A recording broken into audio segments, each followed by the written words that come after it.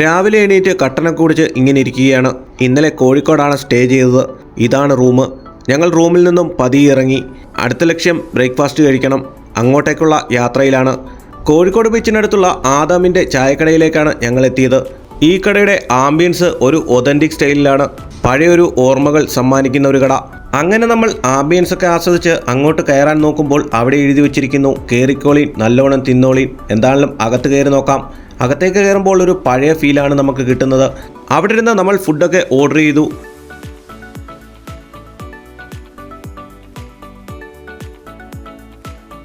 കുറച്ച് കഴിഞ്ഞപ്പോൾ തന്നെ നമ്മൾ ഓർഡർ ചെയ്ത ചായ എത്തി. അതിൻ്റെ കൂടെ ഇവിടുത്തെ സ്പെഷ്യൽ ഐറ്റമായ പാൽക്കപ്പയും പിന്നെ ഇവിടെ മാത്രം കിട്ടുന്ന ഒരു ചിക്കൻ റോസ്റ്റും പൊറോട്ടയും എത്തി.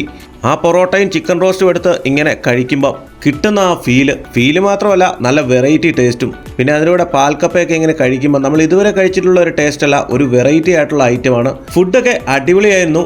എന്തായാലും നിങ്ങൾ കോഴിക്കോട് വരുവാണെങ്കിൽ ആദാമിൻ്റെ ചായക്കട കയറാൻ മറക്കരുത്. കണ്ണൂർ യാത്ര അവസാനിക്കുന്നില്ല. അടുത്ത വീഡിയോയുമായിട്ട് ഉടനെ കാണാം. Till then bye from Haris.